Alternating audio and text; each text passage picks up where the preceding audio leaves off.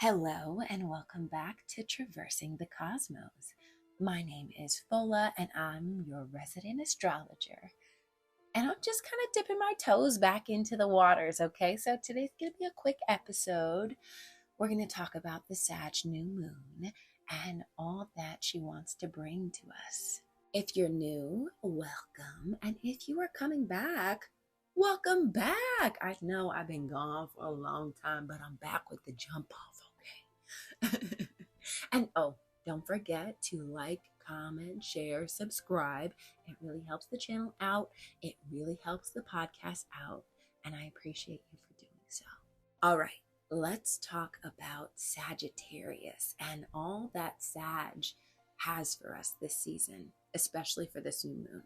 Sagittarius is ruled by the planet Jupiter, which is the planet of luck and abundance and growth and expansion. It's the planet of knowledge and spiritual wisdom. So this new moon is going to be a fun one. It's going to be a sweet one and has the potential to have us sowing seeds for future adventures, future endeavors. It's going to ask us, what do we want to do next? What are we wholly invested in? What lights up our heart? And how can we bring that not only to ourselves, but to other people? We're going to be thinking about how we can impart our wisdom to the collective and share what we have learned.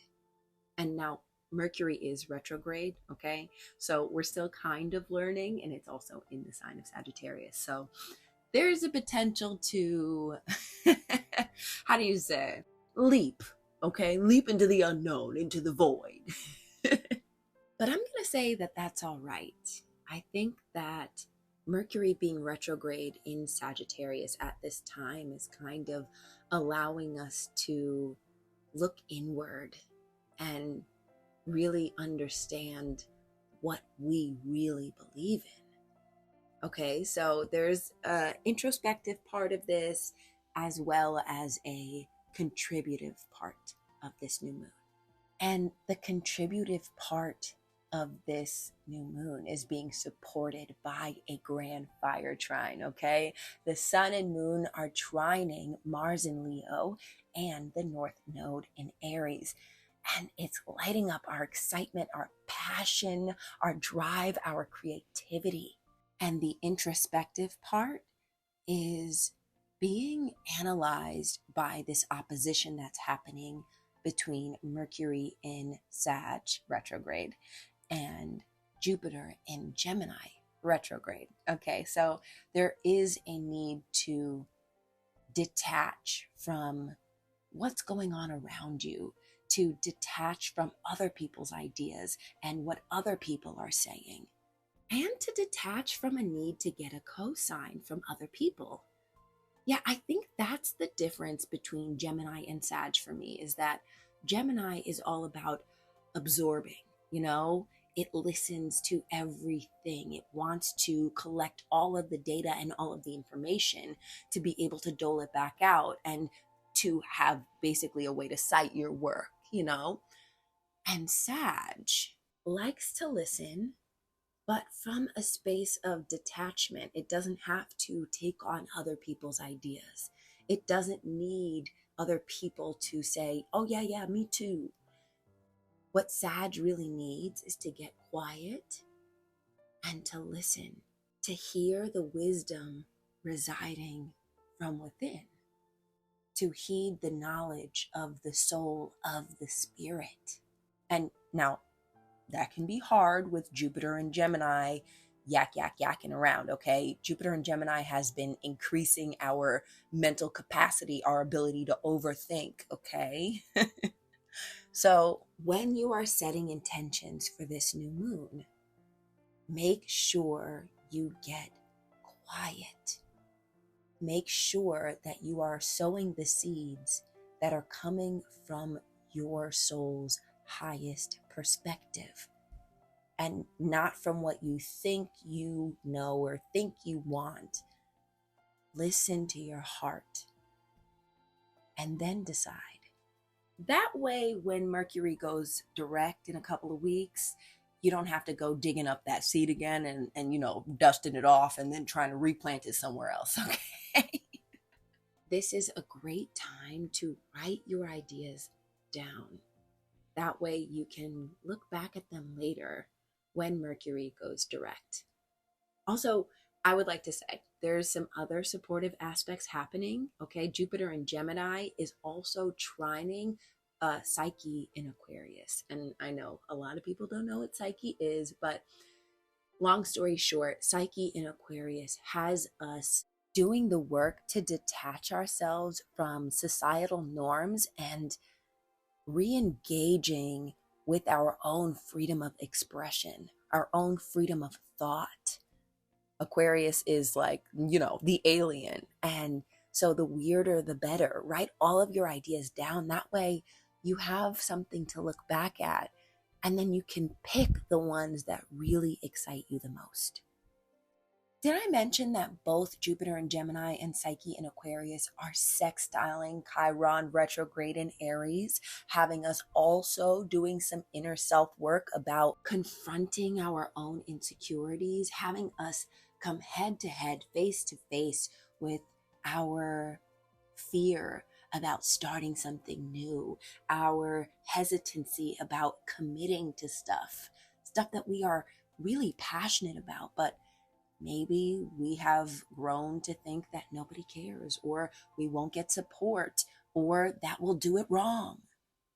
So this new moon is also a really good time to take inventory of how our fire energy has been snuffed out, either by ourselves in limiting beliefs or by outside factors and conditioning. So I want you to think about it. Where have you been dying to take initiative? How have you been stifled in the past? And how is this energy riling you up to move beyond your blockages? Think about the area of your life that feels expansive right now, that you feel growth and lucky in, because that's the area of your life that you're going to be working through and working on throughout this Sagittarius season. That's the area of your life that's going through a renewal. And you're really being supported, okay? I want to reiterate that. There's so many things going on for this new moon. So let's talk about it. Venus in Capricorn is trining Uranus retrograde in Taurus, and they're both sextiling Neptune in Pisces. And what that tells me is there is a potential to really bring your dreams down to earth, okay? You've got two earth signs, Venus in Capricorn, that is all about stability, all about getting up the mountain and claiming what is yours. And then Uranus in Taurus, which is kind of sticky energy, Taurus doesn't like to be shaken up, and that's what Uranus does. But there's a potential to bring in money, honey. There's a potential to bring in security, new security that may seem far-fetched, but through the sextile to Neptune and Pisces, through following your heart, following your dreams, and not necessarily only sticking to what makes sense on paper, really allowing yourself to reach for the stars and accept that change is a coming. So we need to prepare. That acceptance will allow you to bring your stars down to earth, to plant them. And now I don't know what happens when you plant a star in the ground, but good things, I presume. What's that phrase again? It's like you reach for the stars so that you're happy when you land on the moon. It's like that. That's the energy of this Sag new moon. It's the energy of no longer making ourselves smaller. I mean, how could we with such expansive energy, of such glowing proportions? So many trines, so many sextiles. And, well, there's Jupiter's kind of squaring Saturn, but it's very loose. It's approaching. We're not going to get too much into that. We'll save that for the next podcast, okay? For right now, I want you to think about growing beyond your horizons, seeing past what's right in front of you, seeing the big picture and what you want that big picture for you to be. I want you to think about, because remember, there's an opposition happening. So we're being split between one world and the next. What has been holding you back in the previous version of yourself? What are you going to need to balance out in your life in order to step fully into this next purpose? I want you to think about how you have placed more weight on what you hear versus what you know. And how can you step deeper into being unapologetic about what you know to be true? Now, that doesn't mean go stepping on people's toes, okay? Don't go beating people down with your knowledge and how you make you the world. Your knowing is for you. It is to sow deeper seeds of trust between you and your higher power, between you and your contribution to the world. Did I mention there's a trine between Mercury in Sag and Chiron in Aries, okay? Helping us to really heal that aspect of self. So allow joy and excitement and inspiration to lead you, to guide you, to heal you. Because when you're a little bit more healed, you contribute that healing energy to the collective, and you have more to give to yourself, and thus more to give to the whole. All right, that was our generalized collective reading for the Sagittarius new moon.